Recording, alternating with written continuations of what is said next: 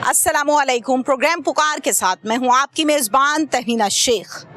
इस टाइम में मौजूद हूं थाना काहना में, जो कि लाहौर का सबसे बड़ा थाना है। और इस थाने के मुतल्लिक़ ये कहा जाता है कि कई ज़िलों का क्राइम एक तरफ और थाना काहना की हदूद इसका क्राइम एक तरफ। एक महरोश नामी लड़की, इस टाइम उसकी उम्र 22 साल या बहुत ज़्यादा है तो 23 साल। सुनिए ज़रा इसकी कहानी। माँ बाप ने शादी की, शौहर से बन न सकी, एक बेटी पैदा हुई, डिवोर्स हो गई, माँ बाप के पास आ गई, बाप दुनिया से चल बसा। सोशल मीडिया के ज़रिए से सवात से कनेक्ट हो गया इसका लाहौर में।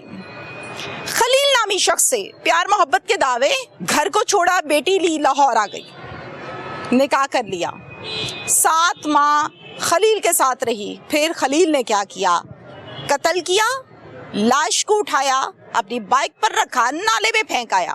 न माँ को पता है, न बाप तो दुनिया से वैसे ही चला गया, और वो 2.5 साल की बच्ची अब दुनिया के धक्के खाने के लिए पड़ी हुई है। कोई खुदातर्स इंसान जो इस दुनिया में इस टाइम इस प्रोग्राम को देख रहा है, वो राब्ता कर सकता है थाना काहना से। आपको सारी डिटेल मिल जाएगी उस बच्ची के हवाले से।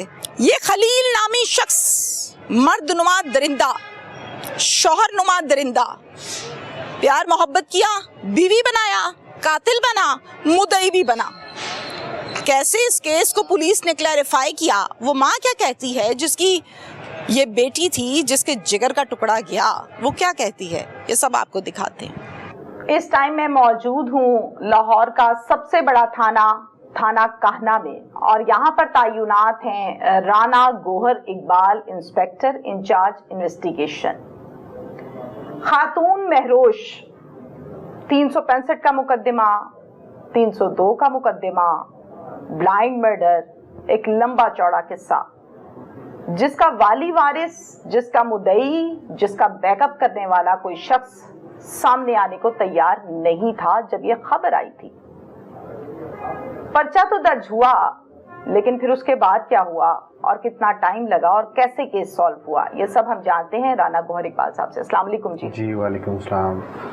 राना साहब, जीरो से लेके चीज़ों को लेकर चलते हैं, क्योंकि मैंने देखा कि आप इस केस को जब स्टडी कर रहे हैं और सारी की सारी चीज़ें जो आपने अपने हाथ से डेफिनेटली चीज़ों को देखा, इन्वेस्टिगेट किया, सबूत पकड़े, और बहुत लंबा चौड़ा किस्सा, कितना टाइम लगा? सबसे पहले ये बताएं, डे फर्स्ट जब खबर मिली और आप आज। मैडम, एक ब्लाइंड मर्डर की कॉल चलती है हमारे इलाके में। एक जगह है जिसको सोए असल कहते हैं, वहाँ से एक रोही गुजरती है, नाला गुजरता है, गंदा पानी है उसमें। वहाँ के लोकल जो कम्युनिटी थी, वहाँ से 15 पे कॉल होती है 2 तारीख को, 2 मई को, कोई 2:30-3 बजे के करीब, कि जी यहाँ पे एक डेड बॉडी पड़ी हुई है जी, जो कि गली सड़ी हुई है, प्यूट्रीफाइड है, और उसको जानवर उसकी बेहुरमती कर रहे हैं और उसको खींच रहे हैं। हर्ज ना हो तो इन्फॉर्मर या कॉलर नाम बता सकते हैं, या कोई ऐसे ही रैंडमली शहरी था? नहीं, एक शहरी था, वो एक आम वहाँ का रहने वाला शख्स था। तो जब कॉल आती है तो इस तरह डेड बॉडी के मिलने की इत्तला मिलती है, तो ऑफ कोर्स पुलिस को बड़ा प्रॉम्प्ट एक्शन करना पड़ता है। हम लोग फौरी वहाँ पे पहुँचे, मैंने अपने सीनियर्स को बताया, वहाँ पे एसपी साहब को बुलवाया गया, बता दिया गया, वो भी आ गए, और डीआईजी साहब इन्वेस्टिगेशन के नोटिस में लाए गए सारे हालात।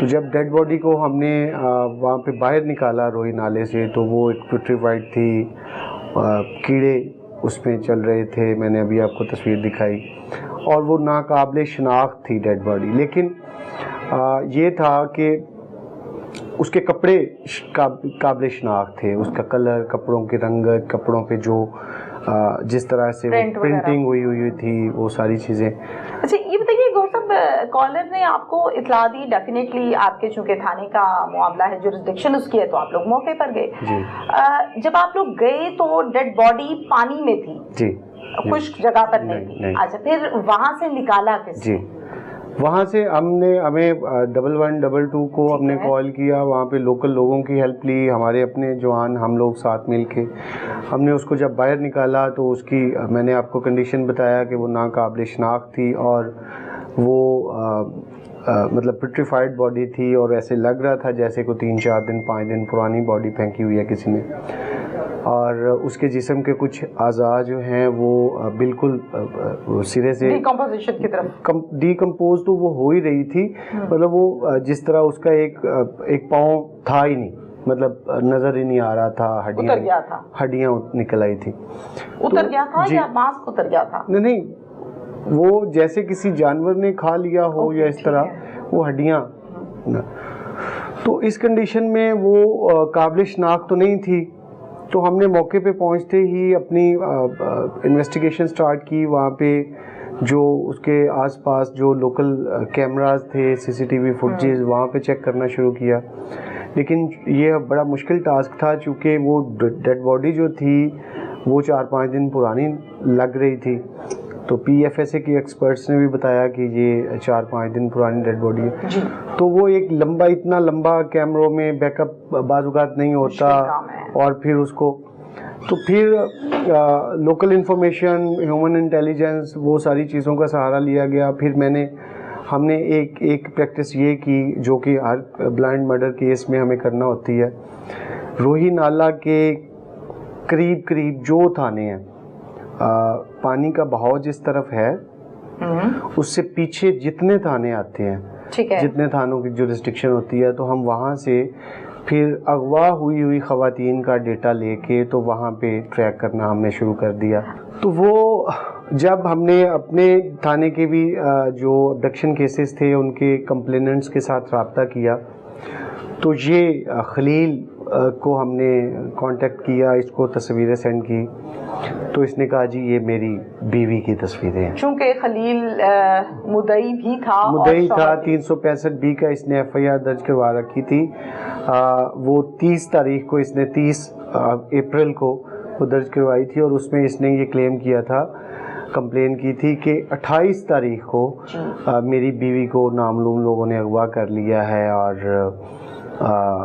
मतलब वो ले गए हैं। तो वो और इसने उसमें लिखा था कि 3 साल पहले हमारी शादी हुई और हमारी एक बच्ची है। मतलब उसमें जब हमने इसको बुलाया और इसको पूछा तो इसने बताया कि जी ये मेरी ही बीवी है, मैं कपड़ों से पहचानता हूँ, शनाख्त।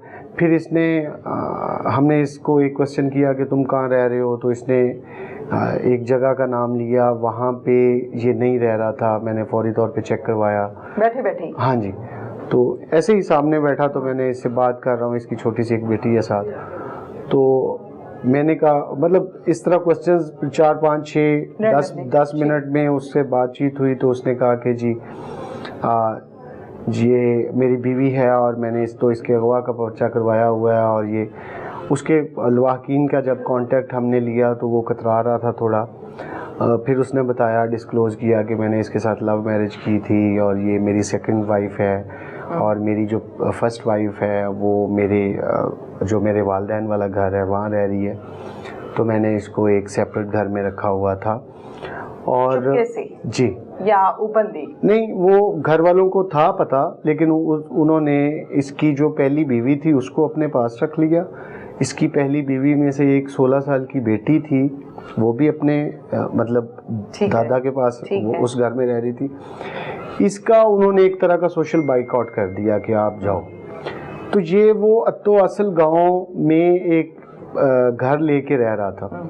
तो जब ये बात सामने आई कि ये तो उसी गांव में, जिस गांव के करीब से हमें डेड बॉडी मिली है, उसी में रह रहा था, तो फिर हमने थोड़ा सा, पुलिस का एक अंदाज़ होता है अपना बात करने का, पूछने का। तो फिर वो पूछा तो उसने बताया कि हाँ जी मैंने इसको मर्डर करके फेंक दिया था और मैं इसमें अकेला था। फिर हमें वेरिफिकेशन के लिए कई चीज़ें दरकार होती हैं। बिल्कुल। हमने फिर उसके कपड़े, उसका हुलिया, उसकी चीज़ें किस तरह तुमने फेंका था, फिर बड़ा इंडिपेंडेंटली लेके इसको चले। इसने फिर जाके आगे चल के हमारे जाके शनाख्त करवाई कि इस जगह पे मैंने फेंका था, वो एग्जैक्टली वही जगह थी। वहाँ वो जब इसने शनाख्त कर दी, फिर हमने उसके लवाहकीन से रब्ता किया, उन्होंने ये चीज़ें वेरीफाई कर दी। फिर तब तक हमें टाइम कंफर्म हो गया था।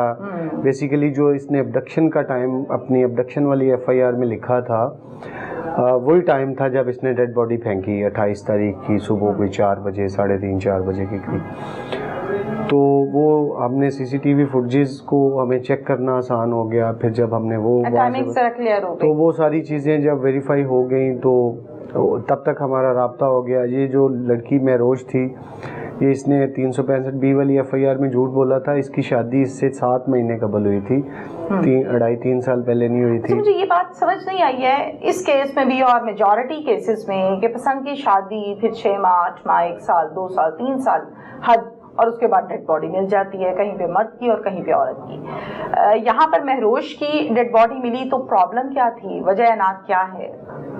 इसको मुख्तलिफ वजूहात मैं कह सकता हूँ। एक वजह वो सोशल प्रेशर था जो मुल्ज़म पे था, चूँकि वो ऑलरेडी शादीशुदा था और उसके घर वालों ने, उसकी बीवी ने, बेटी उसकी एक 16 साल की थी, वहाँ से एक सोशल प्रेशर था कि तुमने ये क्या काम किया और घर से निकाल दिया। दूसरा 2-2 घरों को चलाना और फैमिलीज़ को संभालना, वो एक गरीब आदमी था, उसके लिए वो मेहनत मजदूरी करता था फैक्ट्री में, तो उसके लिए चलाना मुश्किल है। थर्ड, वो जो खातून जब भी कोई आपके साथ मतलब मेरा ख्याल है कि सोशल मीडिया पे इन्फ्लुएंस हो के कोई खातून अपना घर छोड़ के आ जाती है किसी मर्द को जाने पहचाने बगैर, तो वो आके जब उसकी एक्सपेक्टेशंस टूटती हैं तो फिर घरेलू नाचाकी एक तरह की बन जाती है। तो वो घरेलू नाचाकी भी पैदा हुई थी इनके दरमियान आपस में। फिर उस खातून की भी चूँकि एक बेटी ऑलरेडी थी, वो भी उसकी भी सेकंड मैरिज थी, वो डाइवोर्सी थी पहले, तो उस बेटी को लेके भी इसकी पहले भी एक बेटी थी, अब इसमें से मतलब इसके साथ एक बेटी आई। महरोज की एग्जैक्टली उम्र कितनी थी? महरोज की 22-23 साल। और ये कहाँ से थी? ये एबटाबाद की रहने वाली थी और ये डाइवोर्सी थी। इसके पास एक 2-2.5 साल की बेटी थी। ठीक है। और इसका सोशल मीडिया के थ्रू कांटेक्ट हुआ खलील के साथ। सोशल मीडिया पे जो भी एप्स हैं जो तो वो कांटेक्ट हुआ, तो फिर महरोज अपने घर वालों को बताए बगैर वहाँ से चली आई इसके साथ शादी करने। जस्ट ये जानना चाहती हूँ कि सोशल मीडिया के जरिए से कांटेक्ट तो हो गया और ये आ भी गई अपनी बेटी को लेकर, ज्यादा प्रेशर या फर्स्ट टाइम जो प्रपोजल होता है कि आदमी की तरफ से या औरत की तरफ से, तो इस केस में किसकी तरफ से था? खलील की तरफ से? और क्या घर से भगाने वाला मंगवाने वाला खलील ने? बिल्कुल, खलील ने उससे ये फैक्ट्स छुपाए थे कि मैं शादीशुदा हूँ या मैं एक गरीब आदमी हूँ, मजदूर आदमी हूँ। तो वही सोशल मीडिया पे जो नॉर्मली प्रोफाइल बड़े फेक होते हैं, तो वो फेक प्रोफाइल को देख के वो भी चली आई। ठीक है। चूँकि उसको भी मतलब वो डाइवोर्सी थी, तो वो शायद इस तलाश में थी कि तो वो चली आई। लेकिन जब आके उसको इसकी असलियत का पता चला कि ये तो मतलब इतना वेल ऑफ नहीं है या पहले से शादीशुदा है और इसकी एक बेटी भी है, तो ये सारी रीजंस बनी घरेलू नाचाकी की। तो घरेलू नाचाकी की वजह से फिर इसने ये इंतहाई कदम उठाया। टोटल कितना अर्सा रहे दोनों इकट्ठे? ये 7 महीने तक रहे जी, सिर्फ 7 महीने ये इकट्ठा रह पाए। जो इसने 365B वाली एफआईआर में क्लेम किया था कि हम पिछले 2.5-3 साल से इकट्ठे रह रहे हैं, वो झूठ था। ठीक है। तो ये 7 महीने से इकट्ठे थे। आपने बताया कि एक बेटी इसकी महरोज की ये साथ लेकर आई और एक इसमें से भी है? नहीं। अच्छा। एक बेटी महरोज की अपने फर्स्ट हस्बैंड में से थी। ठीक है। और इसकी एक बेटी खलील की अपनी फर्स्ट वाइफ में से है। ठीक है। और वो भी शायद फिर कोई न्यूली मैरिड कपल ही हुआ? नहीं, वो पुरानी, उसको 18 साल शादी को हो गए हैं और वो बच्ची जो है वो 16 साल उसकी उम्र है। ठीक हो गया। अब जिस दिन कत्ल किया है उस दिन स्पेसिफिकली क्या रीजन बना? आम नॉर्मल घरेलू झगड़ा या कुछ और? घरेलू झगड़ा ही है, घरेलू नाचाकी इनकी चल रही थी। वो मुख्तलिफ तरह के ताने देता था उसको, वो भी मतलब वो घरेलू नाचाकी ही हम इसको कहेंगे। ये अब मुख्तलिफ किस्म के शकूक शुबहात भी उस पर कर रहा था कि शायद तो पता नहीं कहीं और तो कहीं और इसके इलिसिट रिलेशंस हैं और खैर वो इस तरह की कोई चीज़ ड्यूरिंग इन्वेस्टिगेशन सामने नहीं आई। सही है, घरेलू बिल्कुल ठीक है। ये बताइए कि जब इसने ये काम किया, एक तो वो दिन था या रात था और कैसे किया? हाँ, वो उस घर में चूंकि एक छोटी बच्ची थी और तो कोई था नहीं बड़ा, एक कमरे का और उसके साथ सामने छोटा सा गैराज, छोटा सा एक मकान था जो इसने किराए पे ले रखा था। क्वार्टर हम कह सकते हैं। हाँ जी, क्वार्टर था। तो वहाँ पे ये दोनों ही रहते थे, वो छोटी बच्ची थी। तो वहाँ पे जब इनका झगड़ा हुआ कोई ये लेटर नाइट, मतलब 2 बजे के बाद की बात है, 1:30 बजे जी। तो इसने उसको गला दबा के कत्ल कर दिया। उसके बाद फिर उसकी डेड बॉडी को इसने अपनी मोटरसाइकिल पे रखा और मोटरसाइकिल पे रख के फिर वो जाके रोई नाले में फेंक दिया। गौर साहब, आपने इस केस को बड़ी बारीकबीनी से देखा है और एक ऐसा केस जो नॉर्मली तौर पर अगर हम खबर पढ़ें तो हमें समझ नहीं आती है कि किस किस्म के मामलात और किस किस्म के तरीके इस्तेमाल किए जाते हैं गुनाह को छुपाने के लिए। बाइक पर जिस पर इसने रखा और ये फिर फेंक कर आया उस नाले में, एक तो ये बता दीजिए कि उस बाइक पर नंबर लगा हुआ था, ऑनरशिप इसी की है। दूसरा ये भी बता दीजिए कि जो डेड बॉडी है उसको रखा तो क्या आगे रखा या पीछे रखा, और जहाँ रखा तो वहाँ से क्या डेड बॉडी रास्ते में गिरी नहीं? जब एक मेडिकल में टर्म यूज होती है रिगर मोर्टिस। अच्छा। रिगर मोर्टिस किसी भी डेड बॉडी में तकरीबन 8 घंटों के बाद स्टार्ट होता है, फिर 24-28 घंटों के बाद वो ख़त्म होना शुरू हो जाता है। रिगर मोर्टिस बेसिकली होता है बॉडी का अकड़ाव। ठीक है। तो जब कोई बंदा किसी की डेथ होती है तो वो 4-5-6 घंटे तक नरम रहता वो बड़ा नरम बॉडी होती है उसकी, तो उसको आप किसी भी तरह से उठा सकते हैं, मैनेज कर सकते हैं, तो वो मुश्किल नहीं होता। ठीक है। जब किसी डेड बॉडी में रिगर मोर्टिस आ जाए, पैदा हो जाए, मतलब किसी डेड बॉडी को अगर 18-20 घंटे हो गए हुए हैं किसी शख्स को मरे हुए, तो उसको एक बंदे के लिए बड़ा मुश्किल होता है कि मोटरसाइकिल पे बिठाए और वो कैरी करके लेके जाए। ठीक है। मोटरसाइकिल पे इसने उसको आगे बिठाया। ठीक है। अच्छा, बिठाया है प्रॉपर, मतलब आगे रखा। एक कपड़े में उसने एक चादर थी उसमें इसने उसको फिर बांध के वहाँ पे फेंका, गठरी टाइप किया होगा। हाँ जी। अच्छा, फिर उसके बाद इसने मान लिया और इसने बता दिया। हाँ जी, इसने फिर अपना कन्फेशन कर लिया। कन्फेशन के बाद हमने निशानदेही करवाई जो कि दुरुस्त हो गई। बाकी चीज़ें पोस्टमार्टम में कुछ चीज़ें क्लियर हो गई। फिर इसकी एविडेंस, मतलब कुछ चीज़ें कड़ी से कड़ी होती है, वो चीज़ें बिल्कुल मिल गई। सीसीटीवी फुटेज से चीज़ें आइडेंटिफाई हो गई। फिर जो इसकी एफआईआर थी पहले वाली, उसमें चूँकि काफ़ी इसने झूठ बोले हुए थे, 365 बी वाली, तो वो मतलब इस तरह से वो चीज़ों को देखना और खंगालना बड़ा ज़रूरी है। ये बताइएगा कि फैमिली, माँ बाप बहन भाई, राब्ता हुआ आपका किसी एक से? जी, उसके पेरेंट्स में से उसकी वालदा से कांटेक्ट हुआ था। हमने उनको बर वक्त इतला दी, फिर वो आए, उनकी मौजूदगी में हमने पोस्टमार्टम करवाया, फिर उनको उनकी डेड बॉडी हैंड ओवर की। अकेली वालिदा आई थी, वालिद नहीं? वो उसको वो अपने किसी रिलेटिव को लेके साथ आई थी अपने क्योंकि मैं पूछ इसलिए रही हूँ कि डेफिनेटली इस केस का या इसके जो सबूत है उससे तो कोई ताल्लुक नहीं है इस बात का, लेकिन चूंकि ये घर से खुद निकल कर आ गई थी तो इस पर पेरेंट्स जो हैं वो नाराज होंगे, और अगर वो नाराज थे तो फिर उनका रिएक्शन और होगा। तो जब वालिदा आई तो उनका रिएक्शन क्या चेंज था? दुखी थी, नहीं थी, क्या? ऑफ कोर्स जी, बच्चे जो भी डिसीजन ले लें अपनी ज़िंदगी में तो पेरेंट्स तो उनके लिए, मतलब पेरेंट्स के लिए तो वो बच्चे ही होते हैं। बिल्कुल। तो बिलखसूस जब किसी को इतना बेदर्दी से कत्ल कर दिया जाए, और वो वालदा का तो उसके लिए जो उस वक्त का एक्सप्रेशन थे और उनके जो जज्बात थे वो बड़े दुखी थे। ऑफ कोर्स बड़े दुखी थे, और वो बड़ी परेशान थी और बड़ी दुख का इज़हार कर रही थी कि, और वो उस वक्त को बेचारी कोस रही थी कि जब उसकी बेटी इस शख्स के पास आई, और वो मतलब वो पेरेंट्स के लिए तो वो बड़ा दुखी और बड़ा गमनाक लम्हा होता है। उनको पता था कि कि यहाँ से खलील के पास गई है, ये पता था कि बस बेटी चले गई है? नहीं, पहले तो उसको नहीं पता था, जब ये आई है तब तो नहीं पता था। उसके बाद एक दो दफ़ा उन्होंने बताया कि कांटेक्ट हो गया था कि ये लाहौर में किसी जगह पे वो जा चली गई है और उसने जाके मीन्स के फिर हम ये कहेंगे ना कि 7 माह जो रही खलील के साथ, तो इस दौरान पेरेंट्स में से या बहन भाई कोई इसके घर नहीं आता था? नहीं, वहाँ से कोई नहीं आया। वहाँ से मिलने के लिए कोई ऐसी बात सामने नहीं आई कि मिलने के लिए आए। लेकिन वो नाराज़ तो थे, बट उसकी स्पेशली वालदा की एक अटैचमेंट होती है बेटियों के साथ। इनकी बेटी 2.5 साल की आपने बताया? जी, तकरीबन 2-2.5। तो डेफिनेटली वो बता तो सकती नहीं है कि क्या हुआ। नहीं, वो तो बहुत छोटी है, बच्ची है। किसकी कस्टडी में है इस टाइम? वो अपनी नानी के पास है। नानो ले गई है? हाँ जी, हाँ जी। पता नहीं उसके साथ आगे जिंदगी में क्या होता है और कैसे होता है।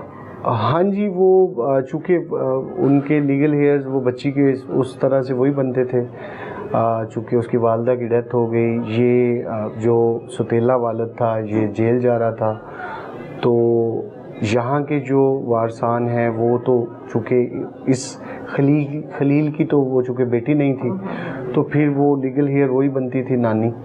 तो बात देखा जाता है कि हिडन सेकंड मैरिज कर ली जाती है, निकाह कर लिया जाता है, और फिर फर्स्ट मैरिज की तरफ से, फैमिली की तरफ से वो आपकी वाली बात के माशरती प्रेशर जी, ये कहा जाता है कि या तो तलाक दे दो या फिर इसको मार दो। तो क्या ऐसा तो कुछ नहीं था फैमिली की जानिब से? नहीं, फैमिली की तरफ से किसी तरह की अबेटमेंट या उनको इसको उकसाया गया हो कि इसको लाजमी तौर पे कत्ल ही किया जाए, तो ऐसा नहीं था। ऐसी कोई चीज़ सामने नहीं आई। और मैंने बताया ना कि उन्होंने एक तरह से इसकी खलील की फैमिली ने तो इससे सोशल बाइकआउट किया हुआ था। डेफिनेटली वो जो काम जो उसने ऐसा कर दिया। हाँ जी, बिल्कुल ठीक है। एक औरत पैदा होती है घर में, बाप माँ समझ आता है, पैदाइशी तौर पे वो ख़राब नहीं आती, पैदाइशी तौर पर वो इस तरह की हरकतें नहीं करती कि इंसान ये कहे कि इसने जी बाउंड्री क्रॉस कर ली। ठीक है, माँ बाप ने शादी की, बच्ची पैदा हुई और आगे ना बन सकी, डिवोर्स हो गई। मैं उस मैटर में और उसकी डिस्कशन में नहीं चाहती। डिवोर्स होने के बाद वो वालिदैन के पास वापस आ गई। इस टाइम आपने बताया 31-32 साल उम्र है? नहीं, 22-23 साल। 22-23 साल। अब जिस टाइम डिवोर्स हुई होगी तो हम डेफिनेटली इससे भी नीचे चले जाएंगे, 1 साल पीछे चले जाएंगे। अब 20 साल की लड़की की डिवोर्स हो गई, वो माँ बाप के पास आ गई। अब आगे उसके घर का माहौल कैसा है, उसको ताने दिए जाते हैं तलाक के, या उसका भाई उसको प्रोटेक्ट करता है, या उसके अखराजात पूरे बाप करता है, भाई करता है, नहीं करता, वो कैसे करती है? वहां से मामलात की खराबी मुझे ऐसा लगता है कि शुरू होती है। आप एग्री हैं इस बात से? हाँ जी, मैं बिल्कुल एग्री करता हूँ कि एक डाइवोर्सी लड़की के लिए, इवन इस मुआशरे में जिसमें हम जिंदा रह रहे हैं, इस मुआशरे में एक डाइवोर्सी लड़की के लिए इवन अपने वालिदैन के घर में रहना भी, थिंकिंग्स चेंज हो जाती हैं ना? बिल्कुल चेंज हो जाती है। अच्छा, फिर उसके बाद आगे उसकी बेटी है। जब अपनी बेटी को बर्दाश्त नहीं किया जा रहा तो आगे से उसकी बेटी किस खेत की मूली है? किसी ने सहारा दिया, 2 हमदर्दाना जुमले बोले और उस शोल्डर के लिए वो भागी चली आई वहां से लाहौर, और फिर ये मामला आपके सामने है। अल्लाह ना करे कि किसी भी बेटी के साथ इस किस्म के मसाइल हों, और अगर हो जाएं तो एक मैसेज दे दें, क्योंकि आपने इन चीज़ों को बड़ी करीब से देखा है। देखिए, मैडम, मैरिज जो है ना वो एक सोशल कॉन्ट्रैक्ट है, और वो 2 फैमिलीज के दरमियान साइन होता है एक तरह से, बड़ों के बीच जी। 2 ख़ानदानों का आपस में मिलना, और फिर ये एक रस्म है उसके तहत फिर वो जी। तो जब हम वो सोशल कॉन्ट्रैक्ट को उस तरह से फुलफ़िल नहीं करते, हम सिर्फ सोशल मीडिया पे जाके लोगों को सिलेक्ट कर लेते हैं, उनके फेक प्रोफाइल देख के सिलेक्ट कर लेते हैं, फैमिलीज़ आपस में मिलती नहीं हैं, तो धोखा तो डेफिनेट मतलब मैक्सिमम चांसेस होते हैं कि धोखा ही मिलेगा। तो जब इंसान सोशल मीडिया से इंस्पायर होके किसी के पास अपना घर बार छोड़ के चला जाता है, और फिर उसकी जब एक्सपेक्टेशंस पूरी नहीं होती, तो ऐसी ये फिर अगेन मुआशरे की बंदिशें हैं। ऐसा भी नामुमकिन होता है कि वो लड़की वापस अपने घर चली जाए, ये स्टेप उठाने के बाद डेफिनेटली कबूल ही नहीं करते। तो घर वाले भी उसको कबूल नहीं करते, मुआशरा उसको मुख्तलिफ तरह के अलकाबात से नवाजता है, और जब उसकी एक्सपेक्टेशंस पूरी नहीं होती तो फिर वही प्यार करने वाला शख्स बुरा लगता वो है। बुरा लगता है जो पहले बड़ा अच्छा लग रहा मीठी होता ज़बान है, बोलता है, बिल्कुल, बिल्कुल। तो जब बुरा लगता है तो फिर घरेलू नाचाकियाँ। और तो मैं समझता हूँ कि ये सोशल मीडिया के थ्रू जितने लड़के और लड़कियाँ आपस में एक दूसरे के बॉन्ड में बनने की कोशिश करते हैं और उस रिश्ते में फैमिली दोनों तरफ से फैमिलीज़ जो हैं वो मतलब शामिल नहीं होती, वो एक दूसरे से मिलती जुलती नहीं है, तो वो रिश्ते जो सोसाइटी में ख़ानदानों के बग़ैर, ख़ानदानी रसूमात और ख़ानदान की देखभाल के बग़ैर होते हैं, तो उनका अंजाम मैक्सिमम टाइम ये होता है कि उनका अंजाम बहुत बुरा होता है। तो आप अपने पेरेंट्स को इन्वॉल्व करके, अपनी फैमिली को इन्वॉल्व करके, वो मेरा ख्याल है कि वो ज़्यादा बेहतर सोचते हैं आपके लिए, और आपको चाहिए कि वो उस खलील के चेहरे पर ड्यूरिंग इन्वेस्टिगेशन कोई शर्मिंदगी, कोई दुख आपने सिंगल टाइम भी देखा या नहीं?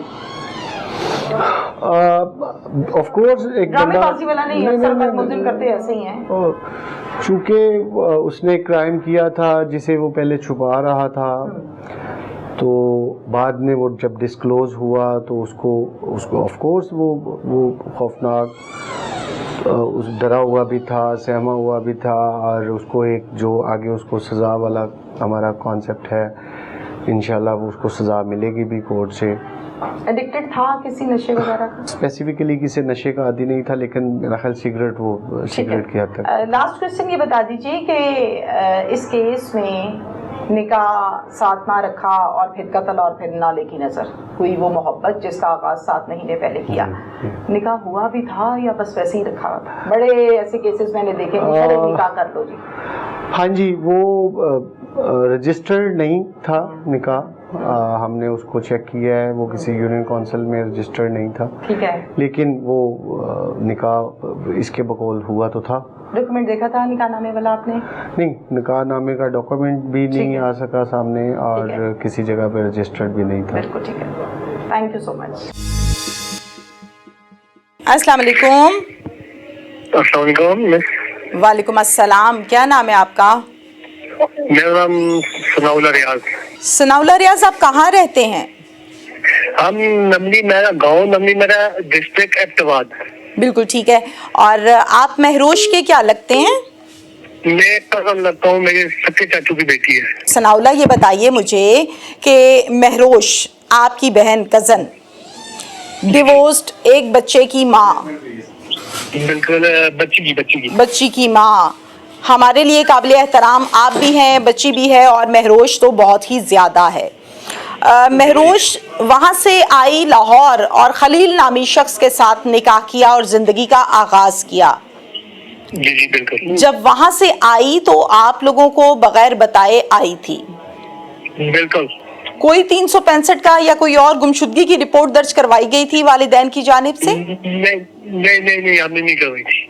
क्या बताकर गए थे उन्होंने आगे से ऐसे अखराजात जब जो भी मुलाद बोले थे ना, तो इसके कोई वालिद साहब नहीं है ना जी? तो अच्छा, वालिद नहीं है, कमाने वाला कोई नहीं था। वो फिर आखिर अखराजात या जो भी मुलाद थे, फिर हमने बर्दाश्त नहीं हो रहे थे, फिर हमने अपने जो थाना लग रहा था, थाना बनोता, तो फिर हमने नहीं करवाई। अच्छा, ठीक हो गया। रिपोर्ट या FIR नहीं करवाई? वालिद साहब थे नहीं। और घर के जो माली हालात है, मेरे ख्याल कोई तंग दस्त थे, कमजोर थे? बिल्कुल ही माली हालात से बिल्कुल ही नहीं है, बिल्कुल। जिस लोग देते हैं, मतलब कोई देगा तो ये गुजारा चलता है। ठीक है। अच्छा सनाउल्लाह, ये बताइएगा कि इनका भाई है कोई महरोश का? जी, छोटे भाई हैं, छोटे। ओहो, तो घर के अखराजात कौन पूरे करता है? वालिद है नहीं, भाई छोटे?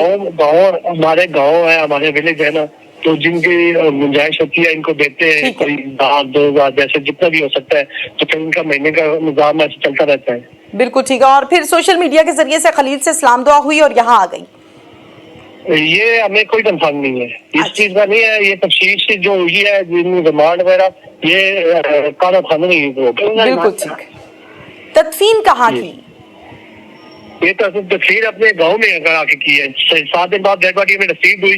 2 दिन हम अस्पताल में जलील और ख्वार हुए, उधर हमें डेड बॉडी नहीं दे रहे थे। कभी डॉक्टर नहीं आएगी, डॉक्टर है, कभी वो शादी पे गई है, कभी क्या 2 दिन शादी पर गई हुई है, डॉक्टर जिसने पोस्टमार्टम करना है। वाह। हॉस्पिटल का नाम बता दीजिए। जिना हॉस्पिटल डेड हाउस में। जिना हॉस्पिटल जनाब सरकारी अस्पताल लाहौर का, जहां इतराफ से मुख्तलिफ अजला से आते हैं लोग इलाज मुआवजे के लिए। वहां पर डॉक्टर जाती है शादी पे और पोस्टमार्टम के लिए 2-2.5 दिन लग जाते हैं। नेग्लिजेंसी है ये डॉक्टर की, हॉस्पिटल की। ये मुझे बताइए जी प्लीज, क्या कह रहे हैं? 2 दिन हम उधर मतलब जलील ख्वार हुए कि कभी डॉक्टर आ रही है, रास्ते में आया तकरीबन 9 बजे का सुबह टाइम दिया, फिर 12 का टाइम दिया, फिर 2 बजे का, फिर 4 बजे का। एक दिन ऐसे गुजरा, फिर दूसरे दिन ऐसे हुआ, फिर अगले दिन 4 बजे हमें डेड बॉडी रिसीव दी है 5 बजे। इंतहा है, बेहिसी की इंतहा है। एक तो उनकी बच्ची जिसकी डेड बॉडी मिलती है बड़ी बुरी हालत में, एक वो दुख कि माँ की बेटी चले गई, और दूसरा दुख जरा सुन लें कि भाई तुम बैठो, डॉक्टर शादी पे गई है, फिर डॉक्टर शादी से वापस आती है, फिर रास्ते में होती है। डेड हाउस किसका है? किसी गांव का, कच्चे के इलाके का नहीं है, ये जिना हॉस्पिटल का है जनाब, जिसकी बिल्डिंग बहुत चमकती नजर आती है आजकल। मुझे इस बात का जवाब दीजिए, वालिदा से बात हो सकती है? पास ही हैं आपके? जी बात करवा दीजिए प्लीज। कर ले ये लो पास में। अस्सलाम वालेकुम। माँ जी वालेकुम अस्सलाम। माँ जी ठीक हैं, खैरियत से हैं?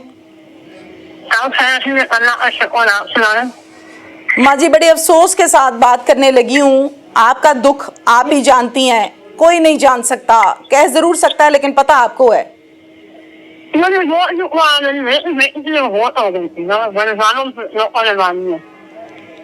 बिल्कुल ठीक है। माँ जी उर्दू समझते हो?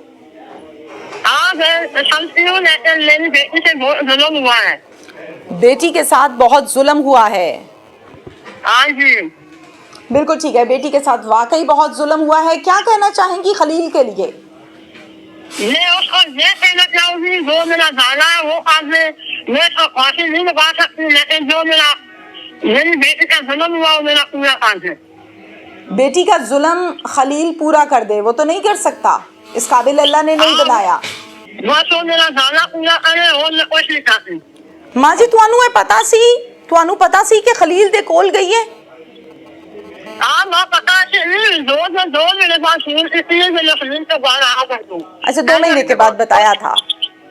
हाँ मैं नजर आई थी। आपके मियाँ की डेथ कब हुई थी? कितना अरसा हुआ? 4 साल हो गए मैंने 4 साल। हाँ हम छोटे बच्चे पाले, लोग देते थे, हम खाते थे। लोग देते थे और आप बच्चे पालती थी। कितने बच्चे हैं? हाँ मैंने 2 बेटे थे, किसी हो तो गई है, और मेरी बेटी कोई भी नहीं है। अल्लाह ताला आपको सब्र दे। औरत की जिंदगी शुरू कैसे होती है? बच्ची की सूरत में जब वो पैदा होती है, और फिर एंड ये नहीं, इस तरह के बेशुमार और प्रोग्राम्स मैंने आपके सामने कंडक्ट किए, और फिर ये भी एक बहुत बड़ी मिसाल है।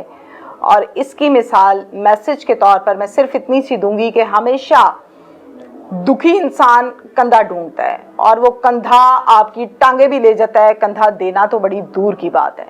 लिहाजा हर वो शख्स जो ये समझता है कि ये मेरी मदद करेगा, वही आपको मारेगा, वही काटेगा, वही आपके लिए सांप साबित होगा। लिहाजा घर का मर्द आपका बाप, भाई और शौहर, इससे ज़्यादा मुहाफिज कोई हो नहीं सकता, क्योंकि अल्लाह ताला जो फैसले करते हैं, जो अल्लाह के बनाए रिश्ते हैं, उससे बेहतर हम रिश्ता बना नहीं सकते, हम अक्ले कुल नहीं है। इसके साथ इजाज़त दीजिए, अल्लाह हाफिज़।